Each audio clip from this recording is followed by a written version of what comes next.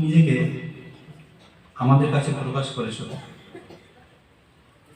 তাই আমরা তোমাকে জানতে পেরেছি, চিনতে পেরেছি, বুঝতে পেরেছি যে তুমি সর্বশক্তিমান, আমাদের সৃষ্টিকর্তা, এবং আমাদের জন্য তুমি চিন্তা করে থাকো প্রতিনিয়ত, এবং আমাদের তুমি ভালোবাসো, প্রত্যেককে ব্যক্তিগতভাবে তুমি ভালোবাসো। তাই এই বাক্য তুমি আমাদের দান করছো, তা বুঝতে সাহায্য করো এবং সেই সঙ্গে সঙ্গে গ্রহণ করতে আমাদের সাহায্য করো, যেন সেই বাক্য আমরা হৃদয়ে গ্রহণ করি এবং সেই মতো আমরা জীবনযাপন করি। প্রত্যেককে আশীর্বাদ করো, যিশু নামে প্রার্থনা চাই, আমেন।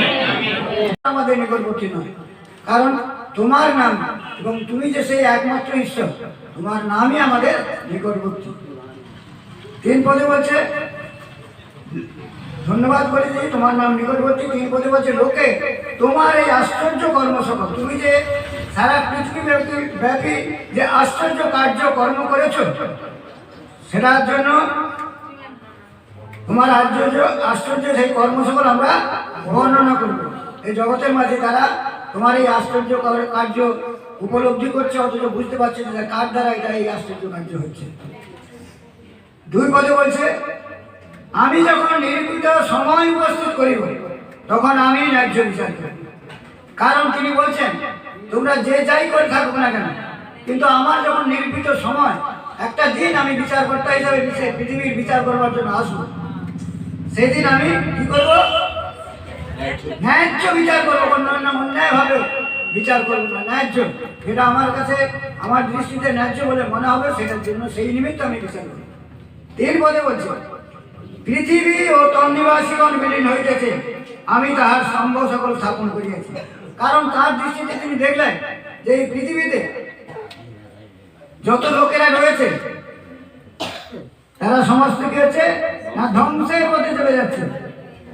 কিন্তু তারা জানে না যে তাদের স্তম্ভ, তাদের বেঁচে থাকার উৎস, বেঁচে থাকার নিমিত্ত যা কিছু আমি যোগান দিচ্ছি, শ্বাসবায়ু, বিশেষ করে সেটা শ্বাসবায়ু, সেই স্তম্ভ আমি সৃষ্টি করিয়াছি, স্থাপন করেছি। 4 পদে বলছে, আমি গর্বিত লোকদিগকে কহিলাম, গর্ব করিও না। যারা অহংকার গর্বে পরিপূর্ণ, সেই সব লোকদের কাছে আমি বলছি, তোমরা গর্ব করিও না। আর যারা দুষ্ট, তাদেরকে কহিলাম, তোমাদের সিংহ অর্থাৎ মস্তক উচ্চিয়ে তুলিও না। 5 পদে বলছে, তোমার সিংহ উচ্চ তুলিও না, শক্ত গ্রীব হইয়া কথা বলিও না। অনেকে মাথা উঁচু করে বলে এবং দাঁতে চোয়াল শক্ত করে দাঁতে চেপে বলে, আমি তোমার কি করতে পারি জানো, আমি অনেক কিছু করে দিতে পারি। এইভাবে শক্ত গ্রীব হয়ে কথা বলিও না। তারপরে 6 নম্বর বলছে, কেননা উদয় স্থান হইতে কি পশ্চিম হইতে অথবা দক্ষিণ হইতে উন্নতি লাভ হয় আমার নয়। তোমরা এটা চিন্তা করো না, আমি ওখানে গিয়েছিলাম, ওইখানে আমি আশ্চর্য কার্য করেছি। তারপরে বলছে, কিন্তু ঈশ্বরই বিচার করতাম, তিনি কাহাকে নত করেন, কাহাকে বা উন্নত করেন। একমাত্র ঈশ্বরই রয়েছেন আমাদের সর্বময় বিচার করতে সারা পৃথিবী। তিনি কাকে উন্নত করবেন আর কাকে অধস্থ নিচু করবেন, সেটা তিনি একমাত্র করতে পারেন। তিনি তার সঠিক সিদ্ধান্ত নিয়ে সেই ব্যবস্থা তিনি দেন।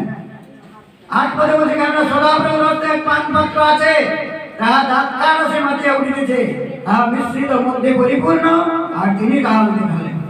তিনি কি বলছেন? তিনি বলছেন, কেননা সদাপ্রভুর হস্তে এক পানপাত্র, তার কাছে তার নগদর্পণে সবকিছু রয়েছে, তার হাতে কে কি কর্ম করছে, কিরকম কর্ম করছে, সেগুলো সব তার হস্তের তালুতে আছে। সেটা কিরকম অবস্থায় না, সেগুলো যেন একটা দৃষ্টান্ত দিয়ে বলি, দ্রাক্ষারসে মাতিয়া উঠছে। দ্রাক্ষারস যখন বহুদিন পচে যায়, সেগুলো কি হয়, গজা হয়ে মেতে উঠে। সেই জন্য ঈশ্বরের পানপাত্রটা এত পরিপূর্ণ হয়েছে মানুষের ক্রোধের নিমিত্ত, মানুষের অপরাধের নিমিত্ত, সেটা যেন মেতে উঠছে। তার সঙ্গে এই দৃষ্টান্ত দিয়ে তিনি বলছেন, তিনি আর পৃথিবীর দুষ্ট লোক তাহার তলানি পর্যন্ত চাটিয়া খাইবে। তিনি যখন পৃথিবীতে সেটা ঢেলে দেবেন, আর সেই তলানি পর্যন্ত সব পৃথিবীর প্রত্যেকটা মানুষ, কি সুন্দর জিনিস আমরা খাচ্ছি, ছেড়ে ছেড়ে খাবে, সবাই একসঙ্গে মেতে উঠছে। কিন্তু এখানে 9 পদে বলছে, কিন্তু আমি চিরকাল প্রচার করিব, যাকবের ঈশ্বরের উদ্দেশ্যে সঙ্গীত করিব। ভক্তদাস বলছেন, কিন্তু আমি আমার ঈশ্বর ছাড়া আর কাউকে আমি না, আমি সেই ঈশ্বরের তার আশ্চর্য কার্য তিনি আমার জন্য কি করেছেন এইগুলো আমি প্রচার করব। আর আমাদের মধ্যে সেই যাকবের ঈশ্বর তার উদ্দেশ্যে আমি সঙ্গীত গান গাইব। 10 বলছেন আমি দুষ্টগণের সমস্ত সিংহ কাটিয়ে ফেলব।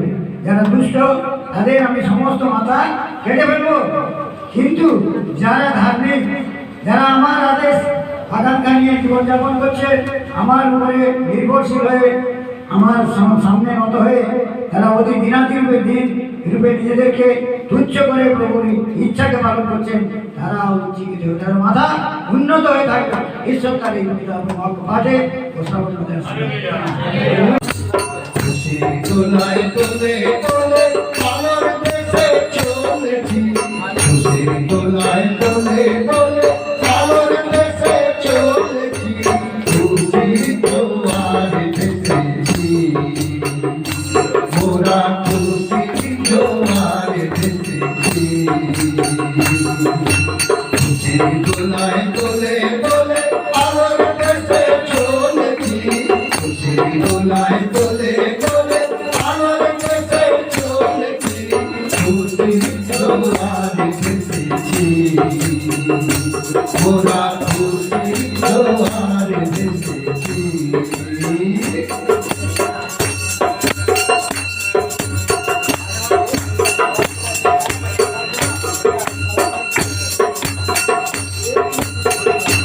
মোরা আনন্দের গান গাই রে, সাগরের ঘাটে ঘাটে,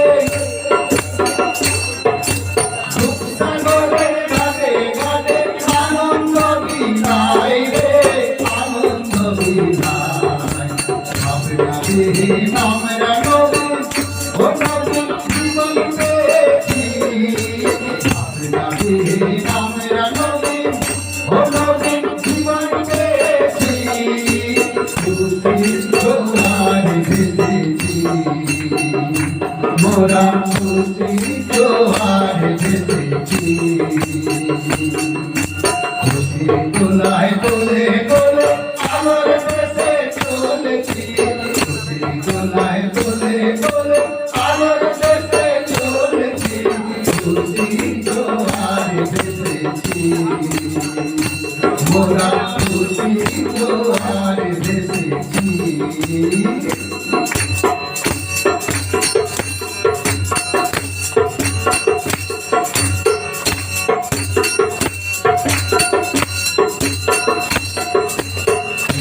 মাঝে হাতে করি শুনেছি তাই শব্দ রাঙা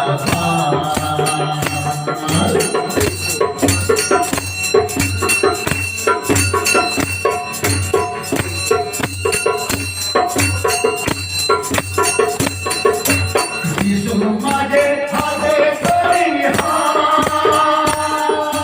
শুনেছি তাই শব্দ রাঙা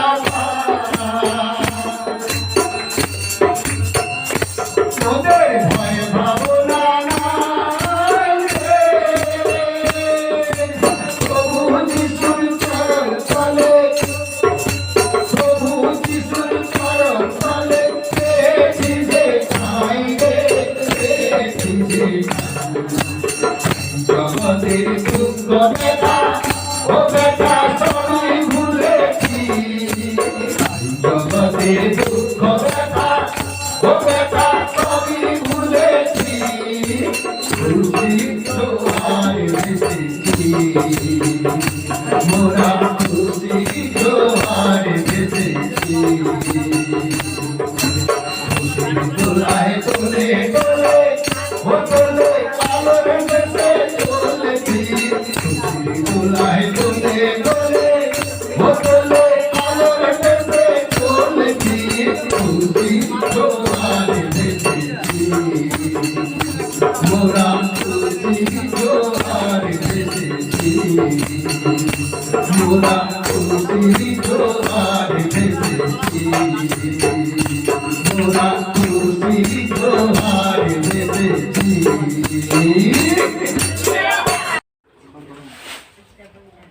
এই সময় তোমার হাতে আমরা আরেকবার সমর্পিত হই। আমাদের প্রত্যেককে তোমাদের দিকে মনোযোগ দিতে সাহায্য করো। আমাদের জীবনের সবচেয়ে গুরুত্বপূর্ণ বিষয় তুমি, এবং আমাদের জীবনের সবচেয়ে প্রয়োজনীয় বিষয় তোমার বাক্য। তাই প্রভু তোমাকে এবং তোমার বাক্যকে যথাযথ মর্যাদা দিতে আমাদের প্রত্যেককে শিক্ষা দাও। সে মতো চলতে, মান্য করতে, বাধ্য থাকতে আমাদের প্রত্যেককে সাহায্য করো। সকলে তুমি আমাদের জন্য দান করেছ, যোগান দিয়েছ।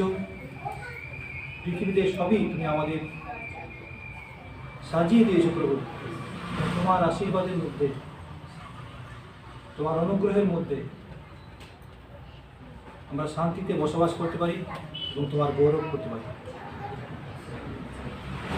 তারপর এই সময় তোমার যে বাক্য আমরা পাঠ করব এবং শুনবো, তা গ্রহণ করতে সাহায্য করো। প্রত্যেককে আশীর্বাদ করো প্রভু যিশু, তোমার পবিত্র নামে চাই। পূর্ণ প্রভু যিশুর বিষয়ে বলা হচ্ছে যে তিনি ছিলেন ঈশ্বরের বাক্য, আর 14 পদে বলা হচ্ছে সেই বাক্য মাংসে মূর্তিমান হইলেন। প্রভু যিশু ঈশ্বর বাক্য ছিলেন এবং তিনি মানুষের রূপে পৃথিবীতে আসলেন। 18 পদে বলা হচ্ছে ঈশ্বরকে কেউ কখনো দেখে নাই, একজাত পুত্র যিনি পিতার পরে থাকেন তিনি তাহাকে প্রকাশ করিয়াছেন। ঈশ্বরকে কেউ কখনো দেখে নাই। ঈশ্বরকে কেউ কখনো দেখে নাই। মানুষ ঈশ্বরের কথা বলে, ঈশ্বরের পথের কথা বলে, ঈশ্বরের মতের কথা বলে, ঈশ্বরের নিয়ে অনেক কিছু করে, কিন্তু কেউ তাকে দেখে। কে দেখেছেন? এখানে কি বলা হচ্ছে?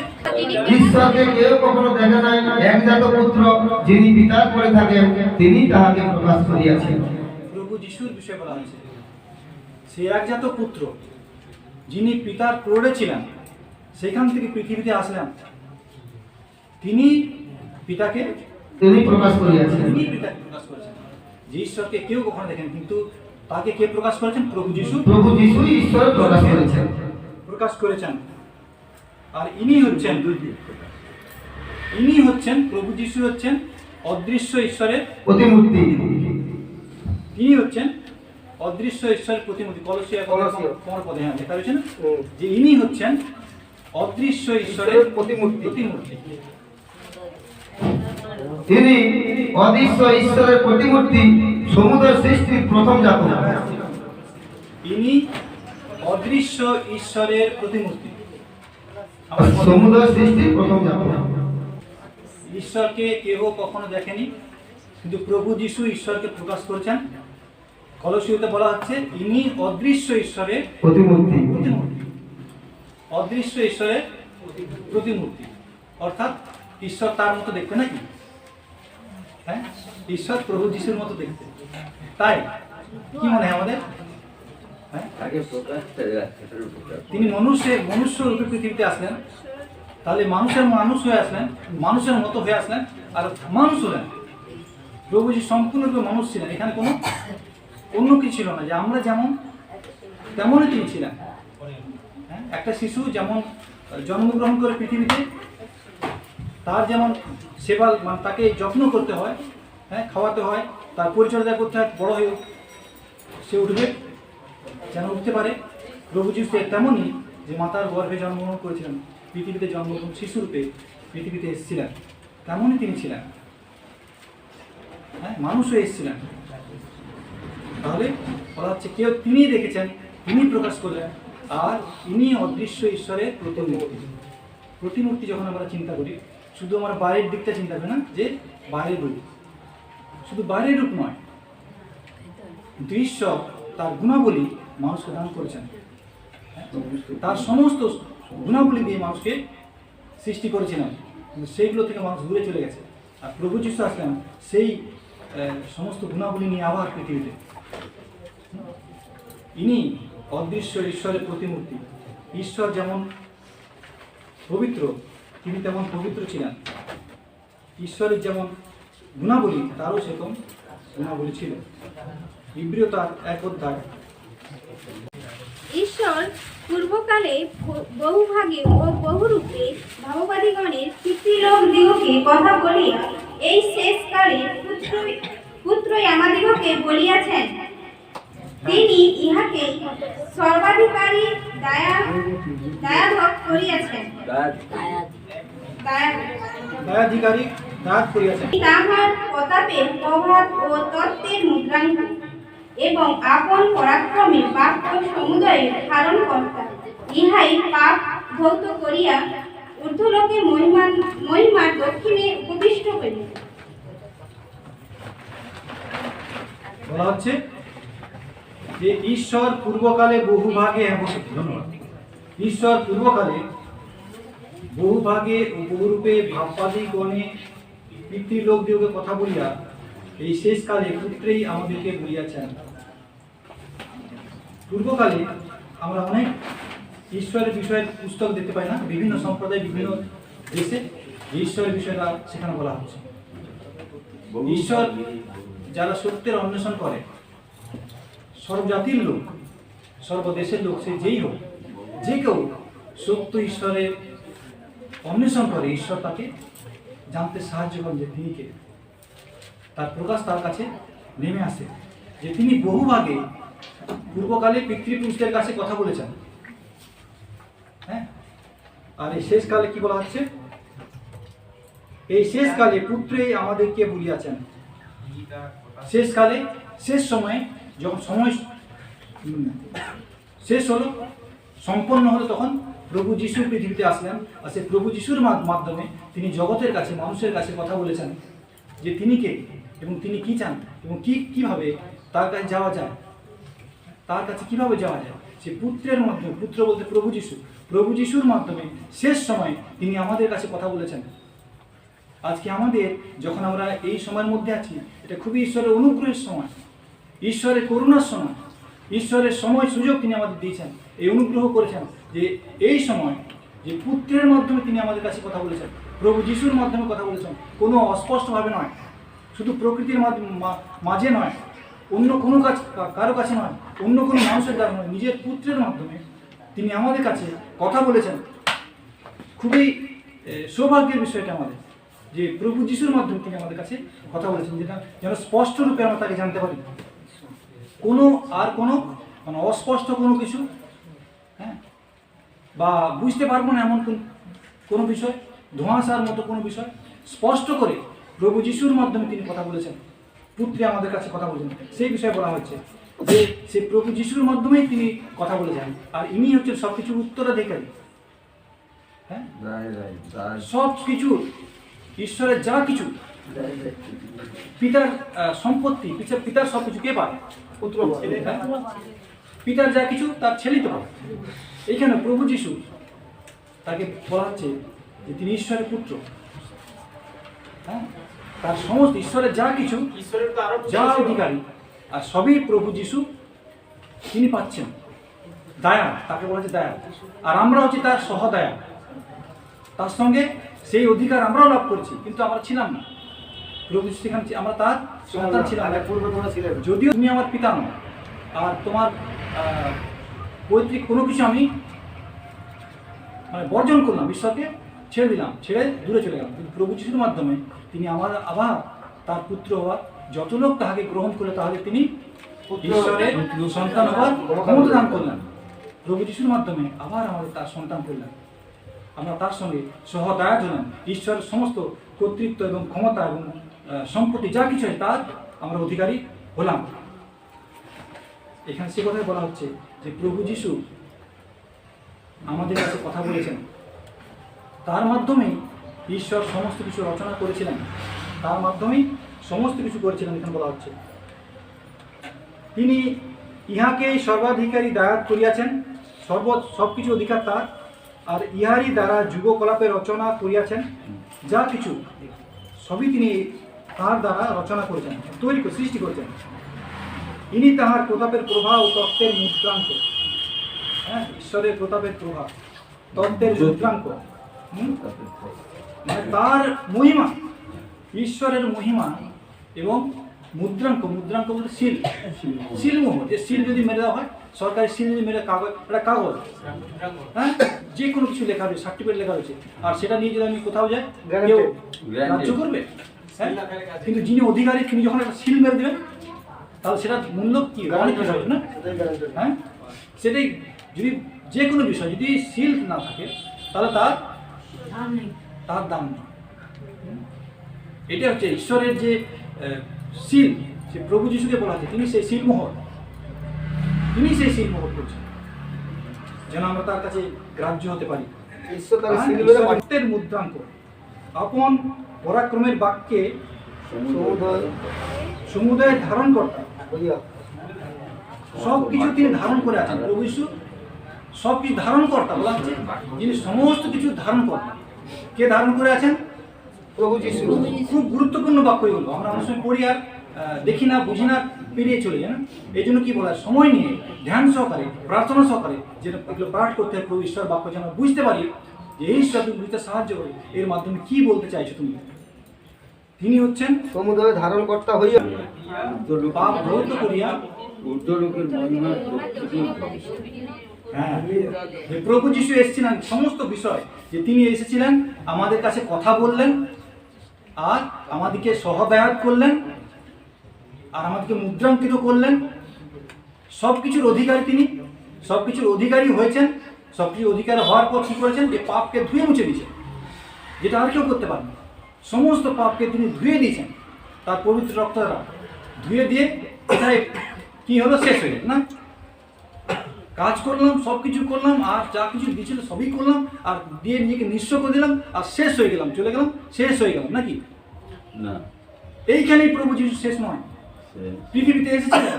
তিনি বলছেন পিতা যে কাজ করতে দিয়েছেন সেই কাজ আমি করেছি, সম্পন্ন করেছি। যে পিতা তুমি যে কাজ করতে দিয়েছ তার কাজ আমি সম্পন্ন করেছি। হ্যাঁ, আর শেষ করে আমিও শেষ হয়ে যাইনি, নিঃশেষ করে নিজের জীবন আমি দান করেছি। কিন্তু সেখান থেকে কি বলা হচ্ছে, তিনি আরো ধৌত করে কি বলা হচ্ছে তারপরে কথাটা বলেন, ও তত্ত্বের মুদ্রাঙ্গ এবং আপন পরাক্রমের বাক্য সমুদয়ের ধারণ কর্তা, ইহা পাপ ধৌত করিয়া ঊর্ধ্বলোকে মহিমার দক্ষিণে উপবিষ্ট। হ্যাঁ, ব্যাস, পাপ ধৌত করে আবার কি উত্থিত হয়ে উঠেছেন। কি বলা হচ্ছে বলেন, শেষ ঊর্ধ্বলোকে মহিমার দক্ষিণে উপবিষ্ট হইলেন। ঊর্ধ্বলোকে মহিমার দক্ষিণে, মহিমা বলতে ঈশ্বরের কথা বলা হচ্ছে, তার দক্ষিণে তিনি উপবিষ্ট হলেন। তাহলে সমস্ত কাজ করলেন, সমস্ত কাজ করে সমস্ত সর্বজাতির মানুষের পাপ তিনি ধৌত করলেন, করার পর আবার উত্থিত হয়ে ঈশ্বরের দক্ষিণে। আমরা যদি একটু অনুসন্ধান করি এবং দেখতে পাই যে প্রভু যিশু ঈশ্বরের প্রকাশ, এটা যখন আমরা জানি, আর আমাদের যখন পৃথিবীর দিকে তাকাই, আর আমরা দেখতে পাই আমাদের নেই যা তার পরিমাণ অনেক, নয় কি?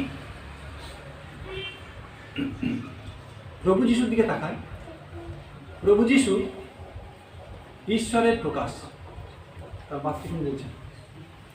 অনেক বাক্য ছিল, মানে বাক্য আছে বাইবেল আমি দেখব, কিন্তু সেগুলো আমরা অনেক সময় দেখি না। তাই অনুরোধ করব আপনারা যারা আছেন,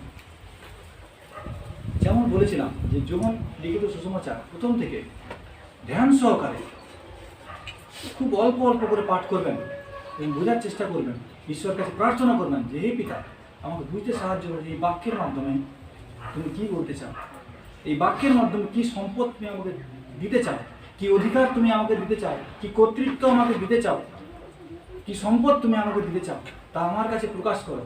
যে আমার এই চোখে, যে আমার এই মনে যা দেখতে পাই না, যা বুঝতে পারি না, তুমি আমাকে বুঝতে সাহায্য করো। আর তিনি আমাদের চোখ খুলে দিলেন।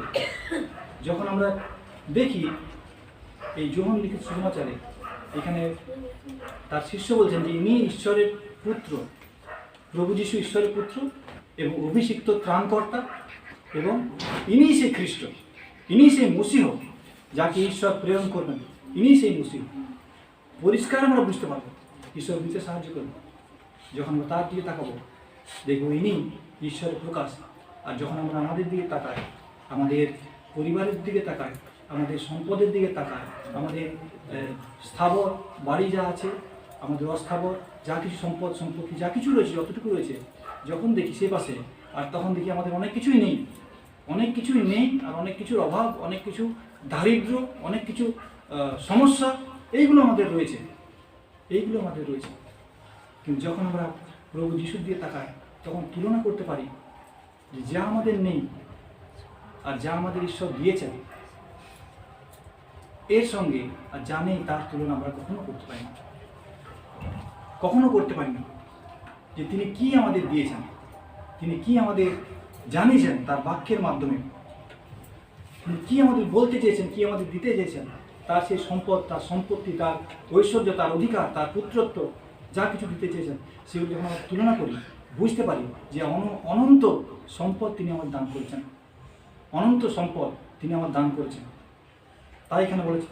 তখন আমি বুঝতে পারবো যে তার সঙ্গে সহদায়াত হওয়া কতটা সৌভাগ্যের, তার সঙ্গে সহদায়াত হওয়া, তার সঙ্গে সেই উত্তরাধিকার পাওয়ার যে অধিকার ঈশ্বর তাকে যা দান করেছেন, তার যে অধিকার, সেটা যখন আমি বুঝতে পারবো, আর তখন বুঝতে পারবো যে আমার পার্থিব পিতা যতটা আমার জন্য রেখে গেছেন বা রেখে যাচ্ছেন, বা যা আমার পেতে পারি তার কাছ থেকে, তার থেকে অনেক সম্পদ ঈশ্বর তিনি আমাদের দান করেছেন।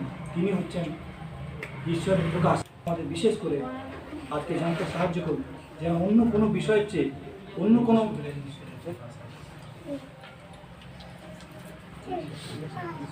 সম্পদের চেয়ে প্রভু যিশুকে যেন আমরা বুঝতে পারি, চিনতে পারি এবং জীবনে গ্রহণ করতে পারি। ঈশ্বর আমাদের প্রত্যেককে আশীর্বাদ দান করুন।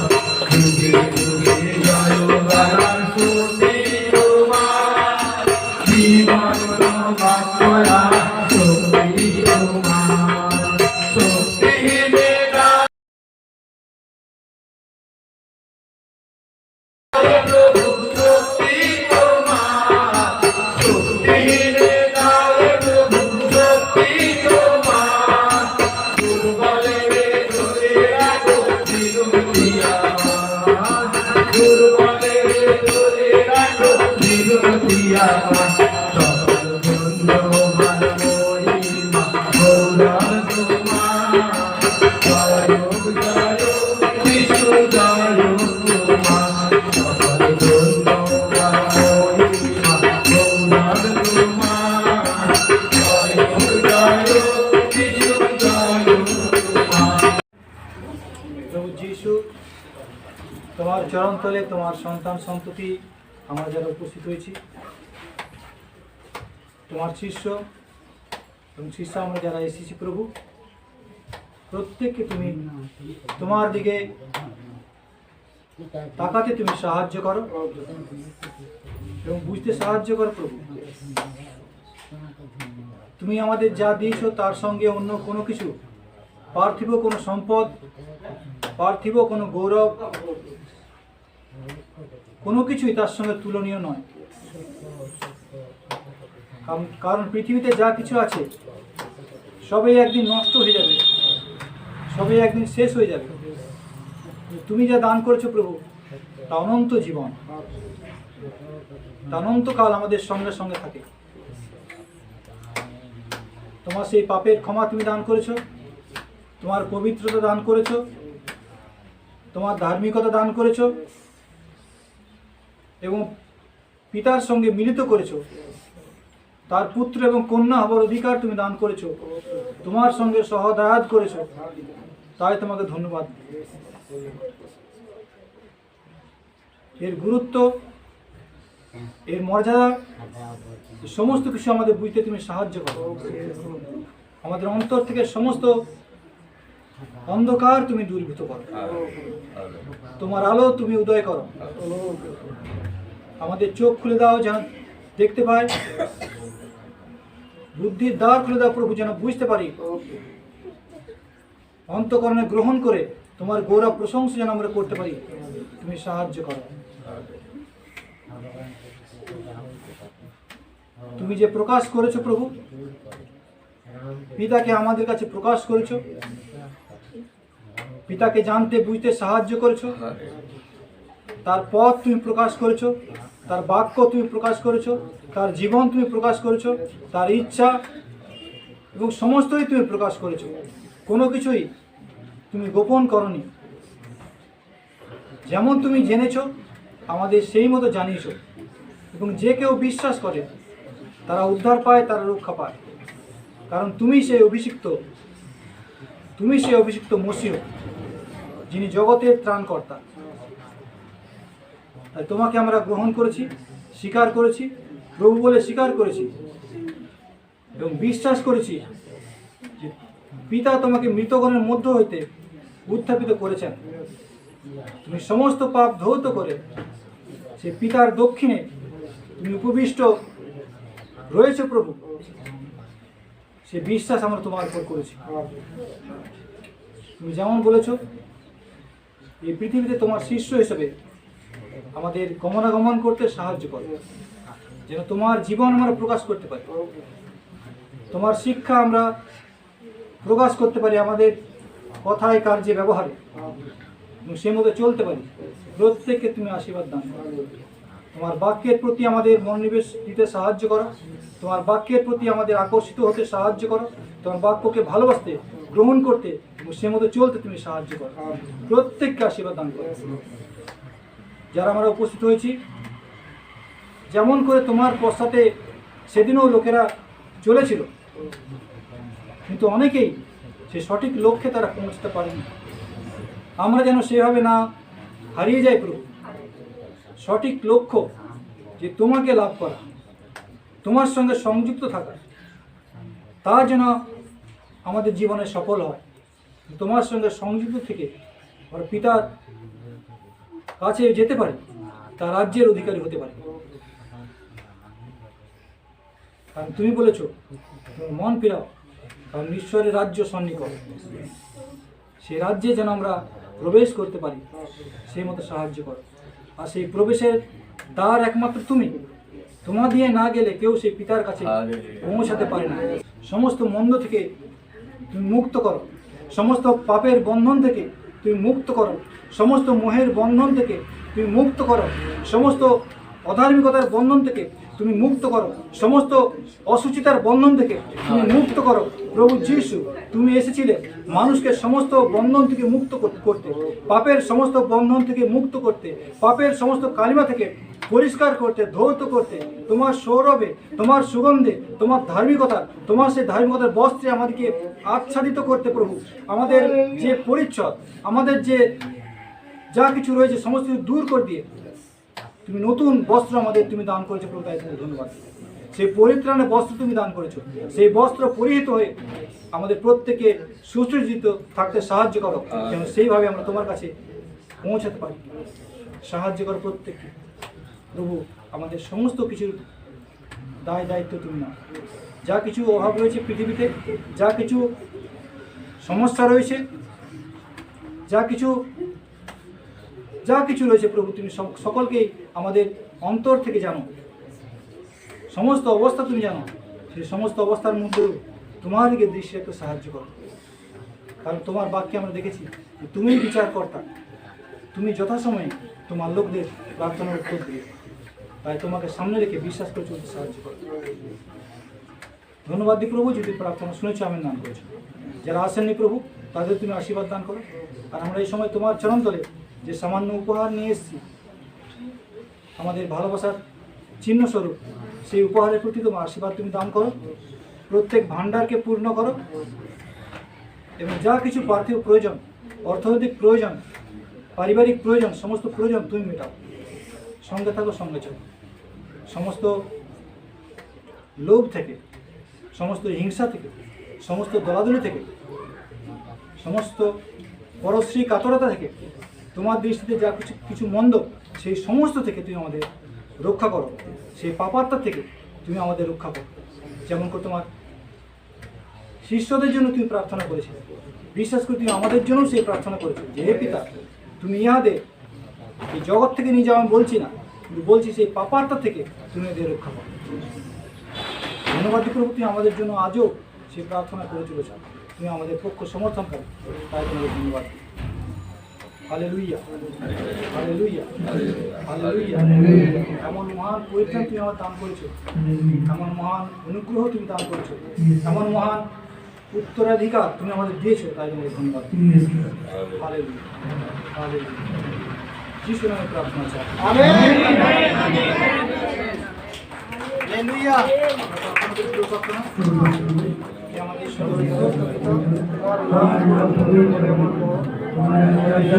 তোমার ইচ্ছা সহযোগী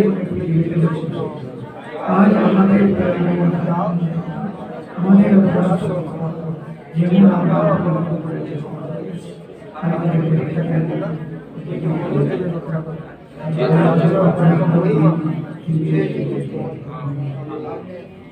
এখন পিতাশ্বরের প্রেম, প্রভু যীশু খ্রিস্টের মহান অনুগ্রহ, পবিত্র আত্মার শান্তি, সহযোগিতা, চেতনা, আনন্দ উপস্থিত প্রত্যেকের সঙ্গে এবং বিশ্বব্যাপী প্রতিটি খ্রিস্ট নর নারীর সঙ্গে এখন এবং অনন্তকাল বিরাজিত হোক। আমেন।